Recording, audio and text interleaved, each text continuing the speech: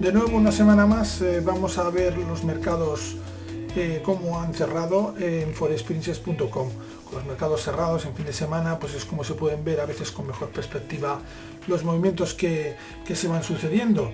Y en esta semana que ha sido primera semana del mes y en la que, como siempre os comentamos, pues está plagada de noticias macro, vamos a ver un poco cómo ha evolucionado el mercado en función de esas noticias macro tan importantes y aún en plena digestión de las reuniones de política monetaria que han ido teniendo lugar durante este mes de marzo y que han sido bastante importantes y han marcado un poco la tendencia a corto plazo. La tendencia clara ahora mismo es una tendencia de debilitamiento del dólar.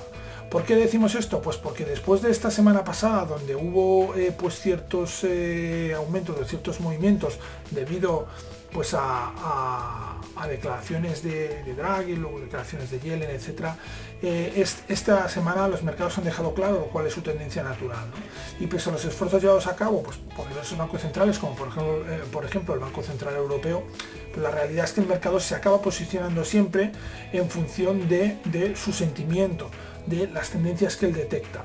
Y la tendencia natural es una posición de debilitamiento del USD, del dólar americano, como ha demostrado esta semana. No sabe el momento, pero es consciente que esta tendencia de debilitamiento del dólar continuará. ¿Por qué?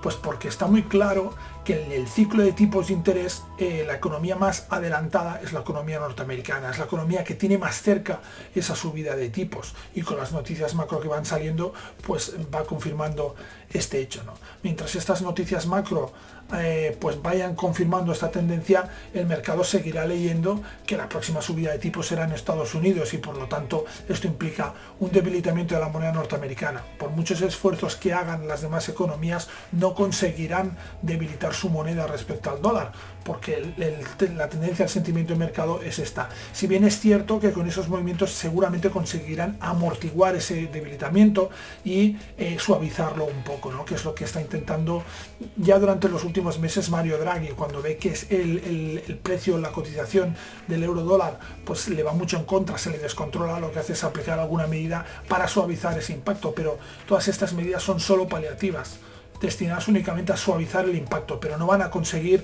revertir la situación o revertir la tendencia. Por lo tanto, cada vez queda más claro que el gran mito de la paridad pues queda muy lejos en la situación y contexto actual. Respecto a cómo se ha evolucionado la semana en el mercado de divisas, pues vemos un euro dólar en el cual hemos visto claras alzas esta semana. El euro vuelve a estar en zona de máximos a medio plazo y seguimos en un contexto, como comentábamos, de clara debilidad del dólar americano. Yellen en este momento está ganando la partida de forma clara, aunque también hay que reconocer que tiene mejores cartas que el resto. La libra dólar se está desarrollando una dura batalla en la libra dólar. Hay sucesivos intentos de debilitamiento del dólar, por lo tanto de revalorización de la libra, pero que todos son rechazados. Sin duda este par lleva un factor adicional, que es el factor del Brexit, que tiene mucho que ver en esto. Entonces esto y los datos macro están haciendo que haya una cierta indecisión y una cierta oscilación en los movimientos de la libra dólar y no haya una clara dirección, a diferencia de otros pares. El dólar yen, vemos cómo nos ha marcado esta semana un fin del impulso alcista que hemos visto en semanas anteriores, clara figura de agotamiento con un doble techo perfectamente visible, da lugar al final de ese impulso alcista, pero aún así no vemos ninguna contundencia en los descensos, por lo tanto podríamos ver aún nuevos intentos de máximos. Pero de todas formas es remarcable esta figura de agotamiento que comentábamos durante esta semana. El oro sigue con la contención. Hay una lucha interesante en el mercado, hay muchas idas y venidas, pero nos está marcando una zona de resistencia a los $1.231 por onza. Esa es la zona donde se va a decidir seguramente la tendencia en las próximas semanas del oro, que tenemos que tener en cuenta siempre este factor que tiene de activo de refugio. Por lo tanto, hay que vincularlo con otras cosas como el VIX, como vamos a ver en el análisis. Respecto al dólar australiano, vemos como consolida la rotura, movimiento parecido al de la semana anterior, pero a diferencia de la semana anterior, el cierre de esta semana sí que es por encima de la zona de consolidación, sí que es por encima de la zona de soporte. Por lo tanto, esto nos da una consolidación del movimiento alcista y nos da un posible inicio de ese movimiento alcista, tal como venimos diciendo desde hace tiempo, en un contexto de medio plazo. Respecto al activo de la semana, hemos escogido el petróleo por una razón muy simple. El petróleo nos ha marcado un máximo en estas últimas semanas, ha marcado máximos por encima de los $41 barril, ahora está a los 35, por lo tanto el descenso es suficientemente importante para ver cómo ha evolucionado ese máximo en el precio del petróleo y ver si la correlación con los índices de renta variable sigue. Por lo tanto, si los índices de renta variable han seguido esa tendencia de consolidación de ese movimiento alcista, y es un poco lo que vamos a ver en el análisis.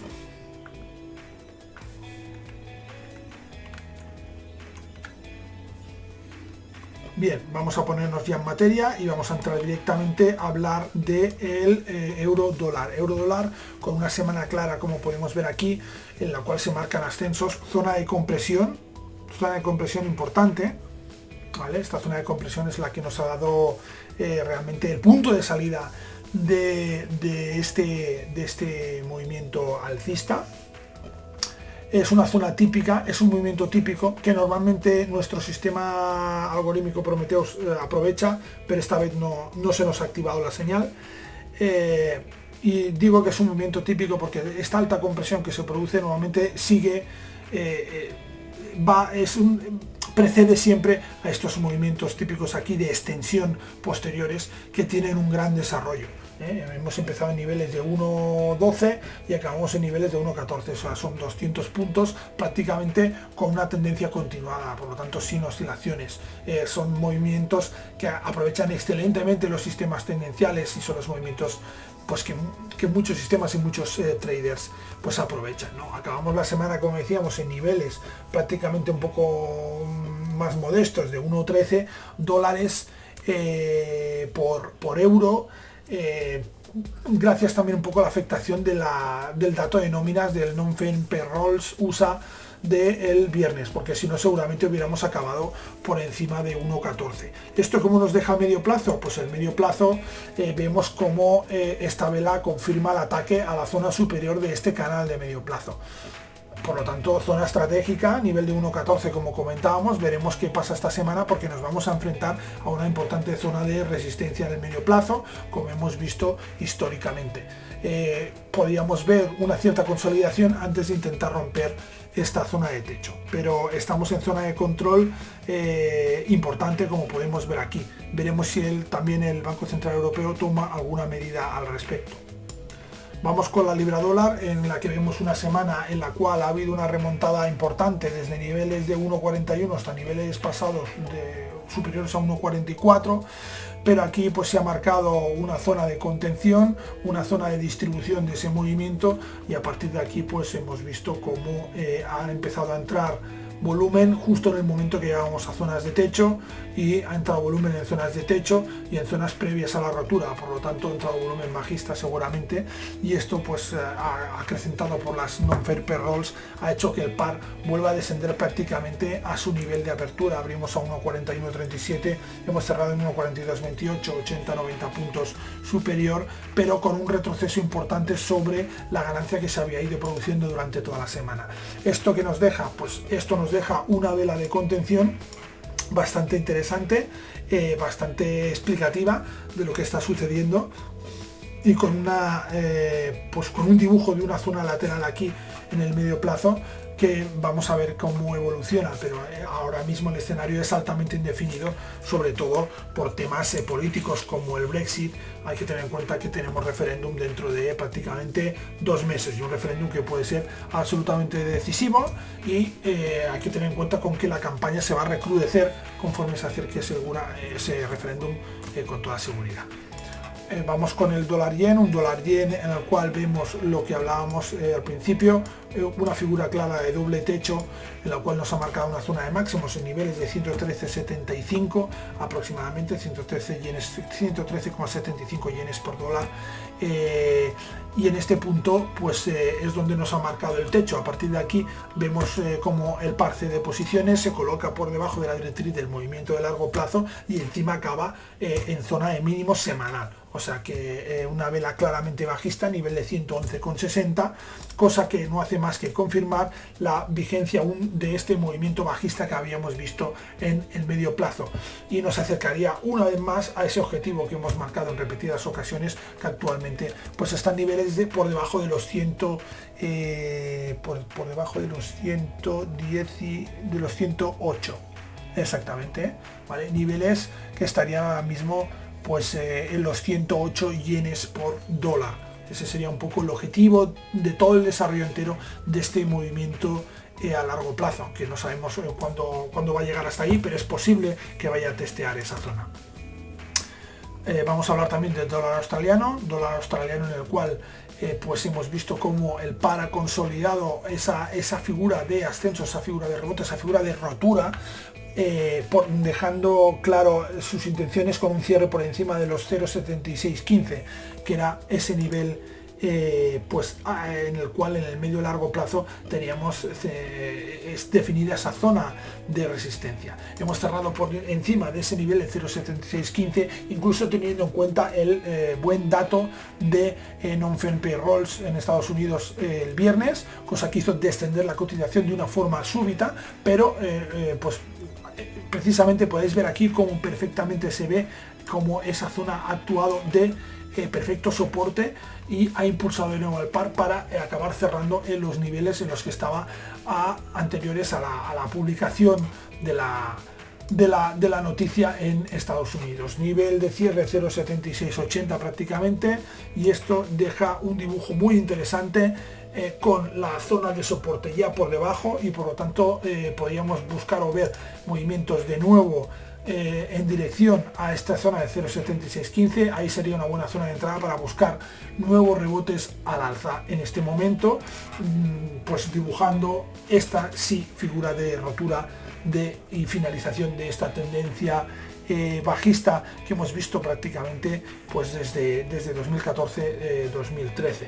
Si esto fuera así, deberíamos mirar ya hacia niveles prácticamente de más largo plazo, en niveles de 0,84 aproximadamente, mirando en el medio plazo, insisto, pero es una figura que nos daría esos niveles, y con algún descanso o con alguna dificultad en un nivel pues que sería aproximadamente de los 0,81. Vamos con el oro, que esta semana pues bueno, vemos como hay esta zona de indecisión, también en movimientos a los que el oro nos tiene acostumbrados, oscilaciones en torno a una zona de pivote, una zona más o menos de consenso, que esta semana está más dividida. Tenemos una primera fase en que la zona de consenso salió en torno a los 1.218 dólares por onza. Cerramos la semana con una zona de alta negociación en el nivel de 1.231,90 dólares por onza, justo antes del non-farm payrolls en USA. Si vamos al medio largo plazo, vemos cómo sigue vigente esta zona de resistencia, este nivel 61,8 FIBO de largo plazo, 1258,84. Ese es el nivel, digamos, a tener en cuenta. Ahora mismo nos hallamos en 1222,17, por lo tanto el par aún tiene que coger mucha fuerza para buscar romper ese nivel de resistencia. ¿Qué podemos ver? Pues podemos ver cómo el par se acerca más a ese nivel de 1170, que ahí sí que es donde puede recoger a multitud de alcistas que le ayuden luego mediante impulso pues a romper esta zona de techo. Y vamos un poco con el petróleo. Primero vamos a ver un poco el análisis de cómo ha ido la semana del petróleo. Podemos ver desde hace 2 semanas cómo se está produciendo pues un movimiento de descenso, claro, donde el par va perdiendo niveles y va perdiendo niveles pues de soporte importantes. Una semana más acabamos cerrando en mínimos, hecho muy significativo, 35,90 dólares barril. Si nos vamos al largo plazo, pues podemos ver cómo eso nos deja una vela limpia, sin sombra en su parte inferior, y rompiendo o por debajo de zonas de soporte. Por lo tanto, podríamos ver nuevos descensos. Y llegados a este punto es cuando nos hacemos la pregunta, ¿no? Lo que hemos dicho repetidamente de esa correlación entre los mercados de renta variable y el precio del petróleo se sigue produciendo. Cada vez que vemos un movimiento significativo del petróleo vamos a comprobar si esa correlación sigue con los mercados de renta variable, para ver cuándo esa correlación se rompe. Y podríamos decir que esa correlación a grandes rasgos sigue vigente. Podemos ver cómo ese máximo que nos ha marcado aquí y ese retroceso ha coincidido con retrocesos en mercados de renta variable, excepto con el SP500. El SP500 sí que ha marcado nuevas alzas. Por lo tanto, vemos la primera distorsión, la primera divergencia en este movimiento, en esta correlación entre mercados de renta variable y el petróleo, cosa que habrá que seguir de cerca para ver si esto realmente pues se extiende o es un hecho puntual. Aparte de eso, podemos ver nuevos movimientos violentos en las próximas semanas, porque se está gestando algún movimiento de cierta dimensión. Podríamos ver, por ejemplo, ahora descensos más acusados en el petróleo, buscando zonas de mínimos por debajo de 35 o de 30 dólares barril. Pues sí, podríamos verlos. Y si vemos esto, ¿qué pasará con los mercados de renta variable? Pues podríamos ver descensos, veremos cómo trabaja y cómo asimila esto el SP500. ¿Cómo lo podemos ver? Pues bueno, si nosotros, por ejemplo, nos vamos al VIX, ¿vale? Que es un activo que nosotros ya hemos hablado varias veces aquí en el comentario semanal, podemos ver que el VIX está tocando zona de mínimos desde agosto de 2015. Estamos en mínimos de agosto de 2015. ¿Qué significa esto? Pues bueno, que podemos estar ante un preludio de un movimiento violento. Siempre que el VIX se halla en esta zona de mínimos, normalmente, como podéis ver, pues acaba rebotando, ¿no? El nivel de consenso para el VIX normalmente son unos 20 puntos, ahora estamos en 13. Por lo tanto, podríamos ver una reacción, y cuidado con las reacciones del VIX, porque cuando el VIX normalmente reacciona, como podéis ver aquí, lo hace de forma bastante violenta, y realmente efectuando grandes desplazamientos. Por lo tanto, podría estar gestándose algún movimiento de cierta dimensión. Atentos a esto. Este ha sido un poco el comentario que hemos podido ver esta semana. Esta semana hemos visto todos los activos y hemos visto el petróleo como activo de la semana.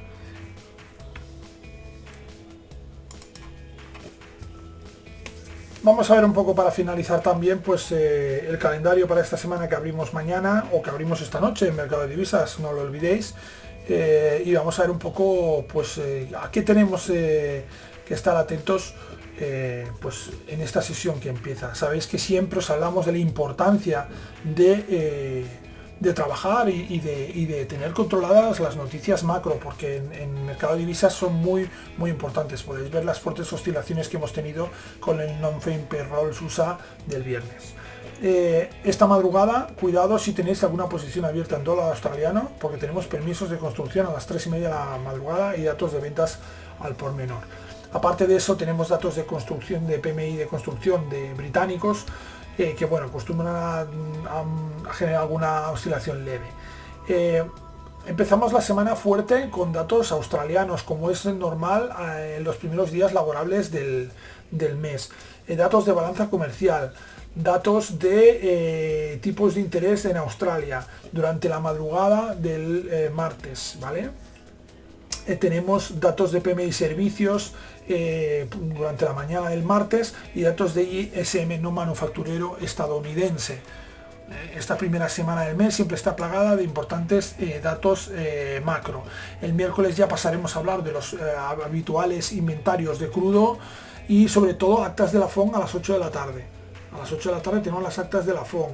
El mercado seguramente estará pendiente de estas actas para ver si sigue un poco o acentúa ese sentimiento de debilitamiento del dólar que hemos comentado.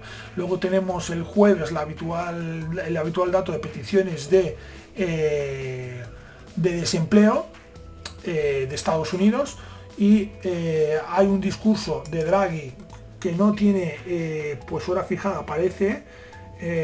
Cuidado con esto, porque es un discurso que se va a producir en Lisboa, pues bueno, parece con el presidente portugués, ¿vale? O sea que deberemos estar atentos a esto, porque podría haber alguna noticia al respecto.